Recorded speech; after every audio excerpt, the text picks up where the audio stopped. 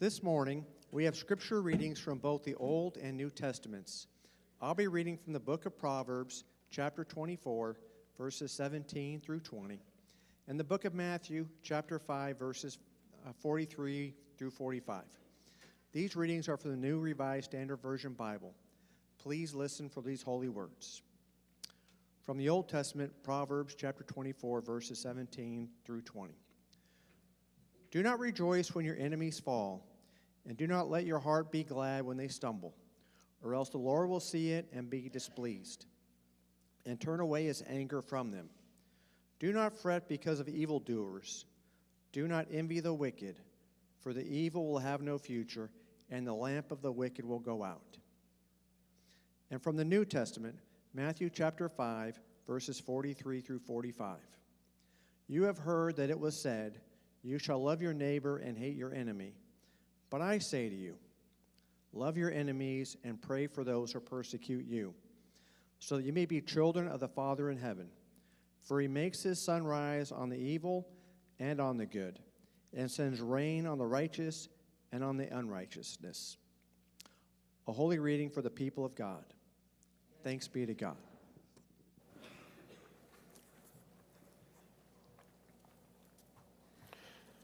Thank you, Vic, for sharing our holy word this morning. So Vista Ridge, I got a challenge for you this morning. I do. I'm going to challenge you. But first, before we dive into today's message, I want to share a little story with you. It's the story of a young couple that bought their first house together. Very exciting times. I mean, ignoring the whole debt thing. They were very excited to have, you ignore that for the first month, but they were very excited to have this house and this new start, a new neighborhood. They envisioned neighbors and picnics and borrowing sugar and all those things that they've dreamed of. And things didn't quite go as planned because they pretty quickly figured out that their next door neighbor had a nasty habit of making a lot of noise at the wrong times. That would sometimes be playing loud music late at night when they were trying to sleep, or getting up and mowing his lawn at 7 o'clock on a Sunday morning. Once it even had a neighborhood backyard barbecue in his backyard on a Wednesday, a school night. Kept him up. And they put up with it for a while until finally one day, the young wife had just had enough. And she said, that's it. I'm tired of this. I'm going next door, and I'm going to give him a piece of my mind. And starts heading for the front door. Now, this is still a new husband, so he made a classic mistake that we senior husbands know not to make. He tried to calm her down. That never goes well. But he stopped and said, no, honey, wait. And he thought, what would Jesus do? Yeah, he'll learn.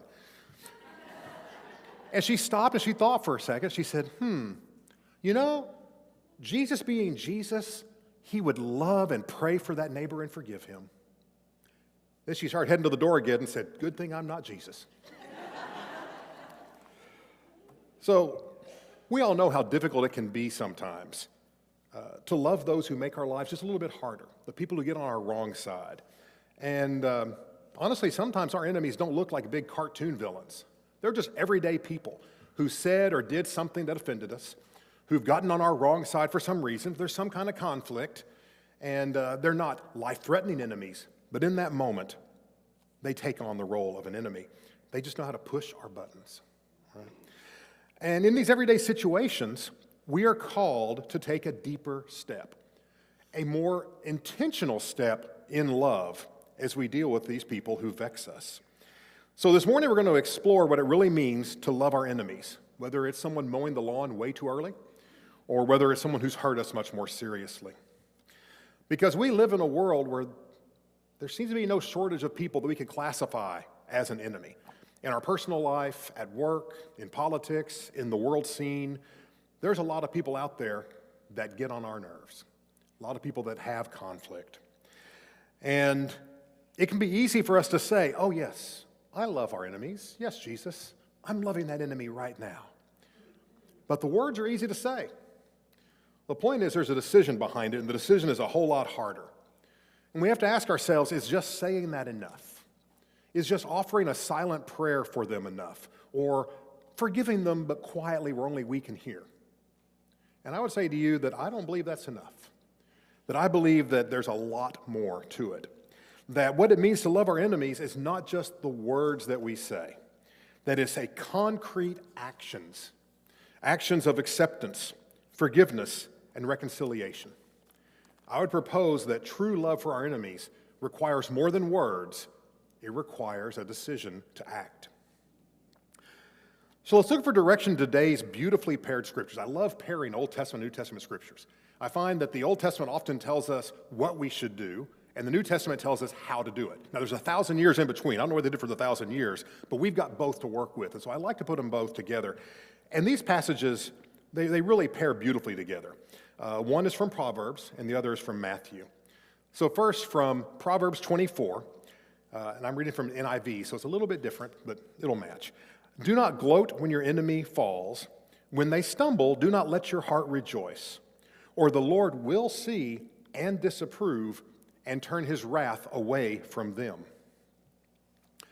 So this verse tells us how not to act toward our enemy. And it lays out a consequence, not a very pleasant one. The passage from Matthew chapter 5 takes it another step and tells us what we should do toward our enemy and gives us a much more desirable consequence. And it says in chapter 5, you have heard that it was said, love your neighbor and hate your enemy. But I tell you, love your enemies and pray for those who persecute you, that you may be children of your Father in heaven. So as I said, I like how these passages go together. It's almost like Lego bricks. They just snap together and make a stronger piece. You could almost put them together in a single passage of just saying, don't gloat when your enemy has hard times, or God's going to favor him over you. Instead, pray for the person, and God will bless both of you. It makes a nice, tidy package when you put them together. Now, I will tell you, Luke takes us a little bit farther down that path, but we're gonna save Luke for now. Instead, I want to focus on what we were told not to do in the Proverbs passage.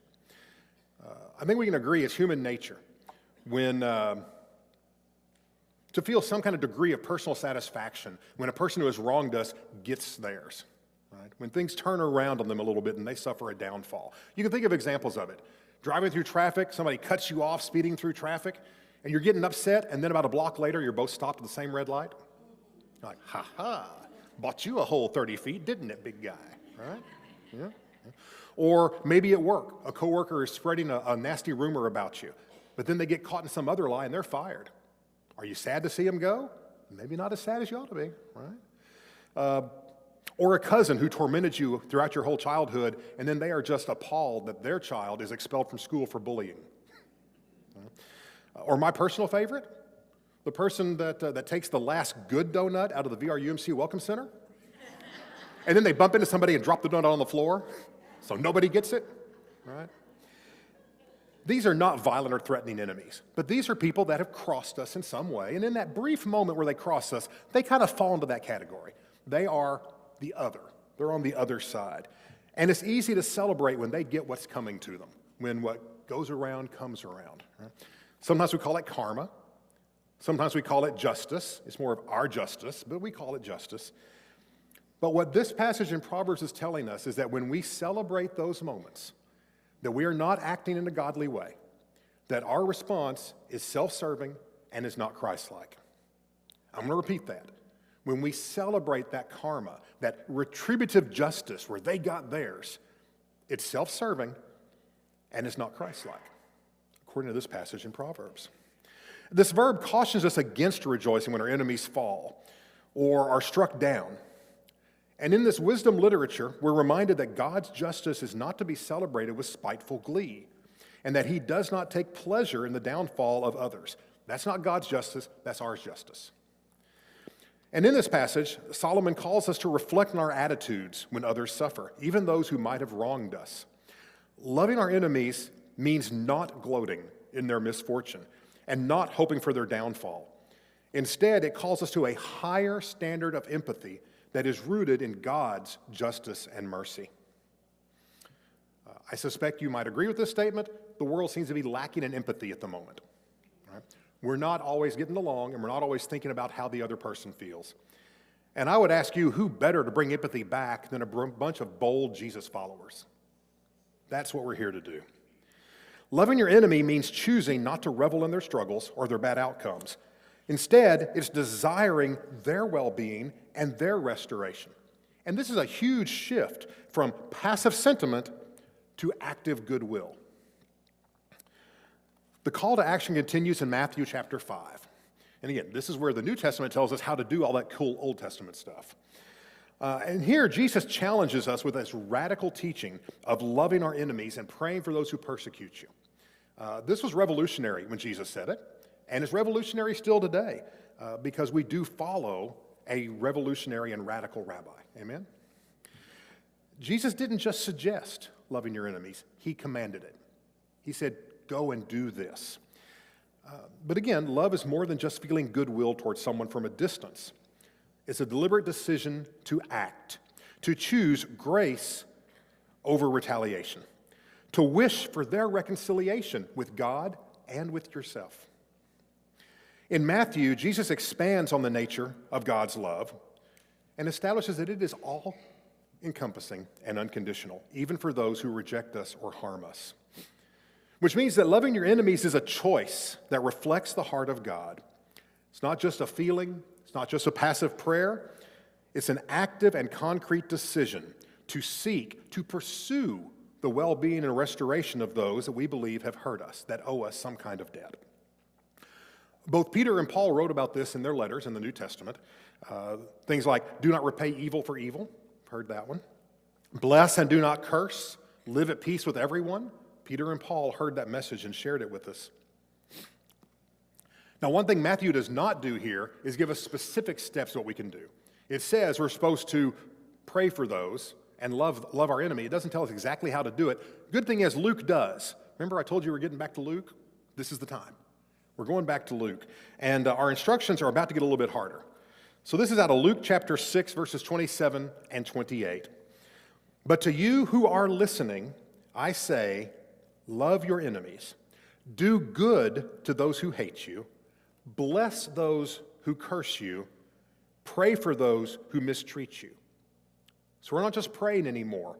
We're actually doing good and blessing and praying. These are action verbs. These are things that we are called upon to do. Because praying silently for our enemies just isn't enough. We're also expected to do good to those who hate us and bless those who curse us, as odd as that might sound. Because sometimes our radical rabbi sets very high expectations for his followers. Now, I would suggest that taken as a group, these passages and others are calling for three concrete actions and they of love. And these are acceptance, forgiveness, and reconciliation. Loving your enemy starts with acceptance, accepting that they also are human, that they are deserving of grace, that they receive God's love, and that your relationship with them matters to God. This acceptance doesn't mean agreeing with everything they say or do. It doesn't mean condoning harmful behavior. It just means acknowledging their humanity and their inherent value as a child of God. Imagine for a moment if Jesus had only prayed for the people who opposed him, but he refused to associate with them or accept them to his table. We know that's not what he did. We know that he went to the people on the margins, that he ate with sinners, that he spent time with those the world would cast out. And friends, if we choose to follow the teachings of Jesus, he calls us to follow the example that he set. So after acceptance, assuming you get past that point, that's a big step. The next step after acceptance is forgiveness, which may well be one of the most difficult instructions we receive from Jesus, forgiving people. Because forgiveness is not just about letting go of the anger and bitterness that we might be holding in our heart. It also is an active decision, a decision to release someone from the debt we believe that they owe to us. Forgiveness is about refusing to hold on to past hurts. Now, forgiveness doesn't change the past, but it does free you from the power that the past can hold over your present and your future. Forgiveness also is not forgetting. It's choosing to not let whatever offense it is control your life any longer. When we sincerely forgive, we take back control of our hearts and our actions. And we say, I will not be defined by what you have done to me. I will be defined by God's grace. Forgiveness puts us on the path to reconciliation. And this is especially true if the other person is a fellow Christian. Because in Matthew chapter 18, we're told that if we have a conflict with a fellow Christian, we should go and talk to that person who sinned against us and try to make them our brother or sister again. So a higher level of responsibility. But the step of reconciliation requires bold action. And remember, reconciliation, I believe, is the underlying goal to loving our enemies. You don't love our enemies just to say you've done it and check a box. You're loving our enemies because we are trying to go on the path toward reconciliation, of healing the divide. And sometimes that reconciliation can take a lot of time and a lot of effort. Sometimes it feels like it's never going to happen, but it's still a path we're called to follow. And it's the direction we move in when we love our enemies. Now, Jesus shows us that reconciliation isn't just about healing the wound on one side. It requires two parties to seek peace. And we know that. Peace requires two willing parties. But we are responsible for initiating that process. The gospel makes it pretty clear it starts with us. In Matthew chapter 5, it says that if we are at odds with someone, anyone, that we should leave our offering at the altar and go resolve it before we continue to work on our connection with God. That the connection with other people is that important and that strong, that we should set that aside, set an offering at the altar and go make peace. Reconciliation actually is the outcome of love in action, and is where acceptance and forgiveness meet and relationships are restored. It is the full expression of loving your enemy. No matter how the separation or conflict began, the responsibility for loving your enemy and seeking reconciliation falls on you, and it falls on me. These passages tell us that. The act of love is always initiated by us. Even if the other person doesn't ask forgiveness, even if the other person doesn't even have a clue they did anything that's got you upset, doesn't matter. The responsibility to act in love begins and ends with us. We have to make that decision and take that action. If you look at Jesus' parable of the Good Samaritan, he brings that to life. You'll remember the Good Samaritan story. A man is robbed on the side of the road. He's lying there, beaten, bloody, poor.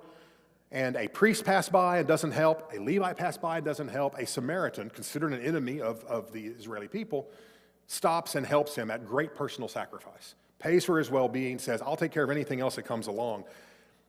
And the question then becomes, would you rather be associated with the priest and the Levite who did not show mercy, or the Samaritan who did? Because he loved someone who could easily be classified as his enemy. And so we get to the challenge. And as I enter this challenge, I fully understand that there are some conflicts that are much more complex than this makes it sound. There are some conflicts that are going to take a whole lot of work and are maybe pretty daunting. But I'll bet you there's some easier ones out there. Start with the low-hanging fruit. Go with the easy ones first. Build up your strength. Build up your practice. Because I'm going to challenge you to identify someone in your life, a neighbor, a colleague, even someone sitting here in the room right now maybe, who has wronged you in some way, that you view as a lowercase e enemy, a foe, an opponent, someone who's just gotten on your wrong side, pushed your buttons. And I tell you, it is time to stop waiting for them to make the first move. It's time to just stop waiting on them to make the first move. And it's time for us to act to love them through the concrete steps of acceptance, forgiveness, and reconciliation. That is the bold step that we're being called to take. To accept their humanity and their value, and once we have done that, to forgive whatever wrong we perceive has been done, and truly let it go. Don't forgive it, but keep counting in the ledger. No, it's gone. Wipe it clean. And then to reconcile. That's the final and most important step. Just like the woman in the opening story, we're not Jesus. We are not perfect in our efforts, but Jesus does not expect us to be perfect in our efforts. What he expects is for us to go out and do the best we can, and then to try again, and again, and again, because it takes time. It's a decision. Loving your enemy is not easy. It might not be comfortable, but Jesus calls us to do what might seem impossible, because he made the impossible possible through his own life, death, and resurrection. And as you go through these steps of acceptance, followed by forgiveness, followed by reconciliation, as you work toward that path of truly loving people with whom you don't see eye to eye, remember that you do not walk this road alone, that Christ is walking alongside you and empowering you to live boldly and to make bold decisions for the furtherance of God's kingdom. Let us pray. Jesus, give us the courage to love our enemies the way you did, for the strength to forgive the way you did, and the humility to seek reconciliation. Bless our efforts and transform our hearts. Amen.